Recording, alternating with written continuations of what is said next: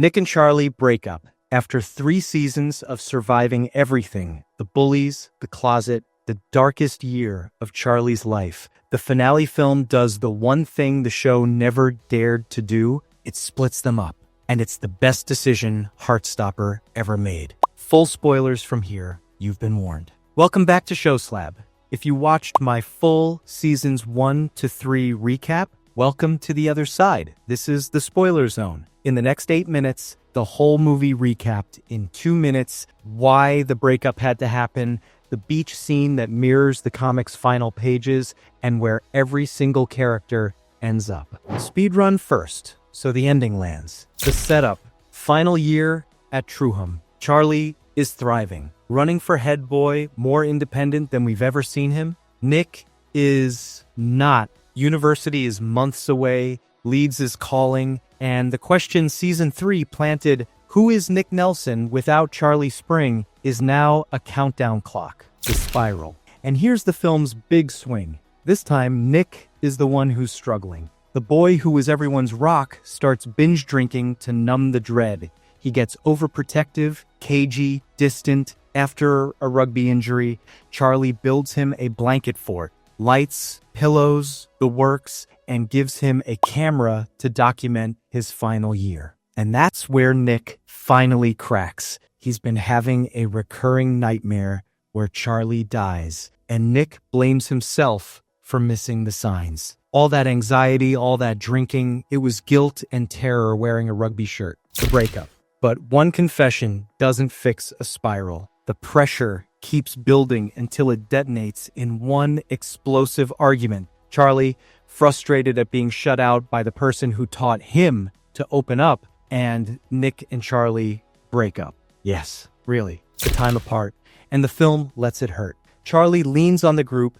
Elle and Tao even call a temporary truce in their own falling out to console him. Nick sits with the question he's been running from all year. Who is he? Alone. As Imogen puts it, knowing yourself is a powerful thing. The reunion? Then the beach. It's awkward. It's quiet. Charlie apologizes for how it ended. Nick finally opens up properly. No nightmare metaphors, no deflecting, and they choose each other again. Not out of habit, out of knowledge. Just in time for prom, where Tao's video project gives the whole gang their send-off. The ending. Results come in. Nick gets into Leeds. Charlie stays local. And the final scene jumps forward. Charlie visiting Nick at uni for the weekend. New friends, a night out clubbing, pancakes the next morning. Charlie flips through the photo book he gave Nick, now filled with new pictures. New chapter. Same story. So why break up the safest couple on television in their final act? Because Heartstopper has been building this role reversal for 2 seasons. Season 1's thesis was Nick telling Charlie, "You are not a burden." Season 3 quietly flipped the camera. Remember Nick admitting he'd been choosing universities around never leaving Charlie?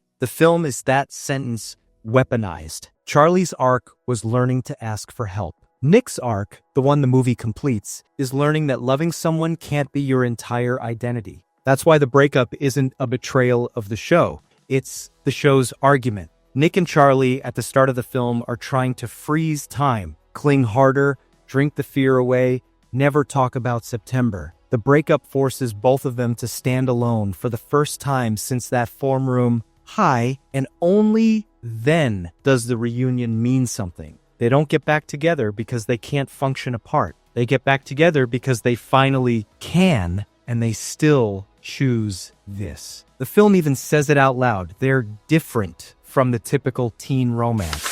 That line is Osman talking directly to the audience, answering the question the whole final year of press asked, can first loves really last forever? The film's answer isn't a naive yes. It's yes. If both people get to become whole on their own, forever isn't a promise here, it's a practice. And the long-distance ending is the proof. The movie doesn't end on the kiss or the prom, it ends on logistics. A train, a weekend visit, new friends, breakfast. The most radical thing Heartstopper ever did was make its grand finale ordinary, because ordinary is what these two were never allowed to be.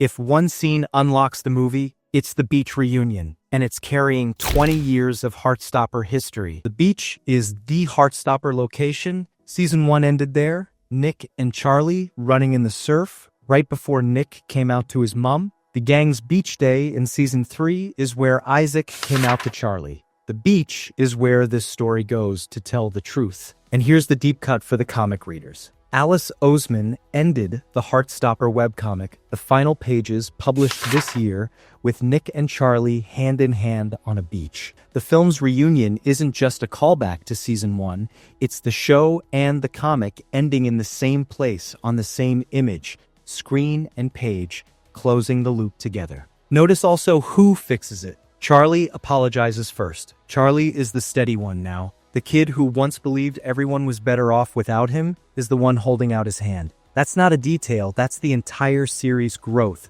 staged in a single shot. Tao's prom video project doubles as the epilogue for the whole gang. So let's run the board. Tara and Darcy, deferring uni for at least a year to go, interrailing across Europe together. The couple that almost broke under pressure chooses adventure. Elle and Tao, the gut punch. They break up. For good this time. No villain, no scandal, just two people growing in different directions and choosing to stay friends. It's the film's other thesis. Some first loves end, and that doesn't make them failures. Imogen walks away with the movie's quiet mission statement. Knowing yourself is a powerful thing. Her whole arc since the uni road trip pays off here. Isaac, as ever, the observer with the book, watch his reactions in the prom sequence. The edit keeps cutting to him for a reason. And Nick and Charlie, leads and long distance, photo book filling up in it, as they say, for the long haul. One last thing.